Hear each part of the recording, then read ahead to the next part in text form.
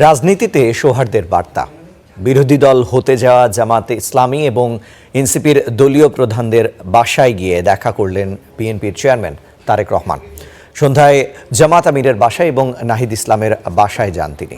ফুল দিয়ে শুভেচ্ছা বিনিময় করেন তারা।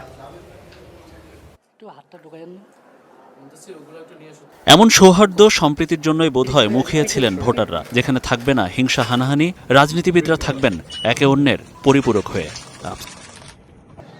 নির্বাচনে ভূমিধস জয়ের পর জামাত আমির শফিকুর রহমান এবং এনসিপি আহ্বায়ক নাহিদ ইসলামের সাথে দেখা করার কথা জানায় বিএনপি।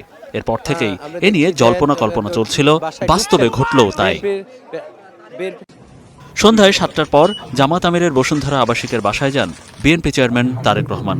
এ সময় ফুল দিয়ে শুভেচ্ছা বিনিময় করেন দুই দলের প্রধান। সামনের দিনে সরকার কিভাবে কাজ করবে তা নিয়েও কথা হয় দুই দলের নেতাদের মধ্যে। অত্যন্ত সাহায্যপূর্ণ পরিবেশে আলোচনা হয়েছে। আমরা দীর্ঘদিন বিএনপি এবং জামাত ইসলামী একসাথে স্বৈরাচার বিরুদ্ধে আন্দোলন করেছি, সংগ্রাম করেছি, গঠনে আমরা সরকারের অংশগ্রহণ ছিলাম। এখন একটা ফ্যাসিবাদের পতনের পরে আমরা দুটি দল আলাদাভাবে নির্বাচন করেছি, কিন্তু আমাদের ভিতরে আমরা আশা করি একটা সাহায্যপূর্ণ পরিবেশের মাধ্যমেই আগামী সময়গুলোকে আমরা রাষ্ট্র পরিচালনায় সরকার এবং বিরোধী দল সমন্বিতভাবেই আমরা দেশের জন্য কল্যাণমূলক কাজ করতে পারব। এরপর সার্কিট হাউস রোডে নাহিদ ইসলামের বাসায় যান তারেক রহমান।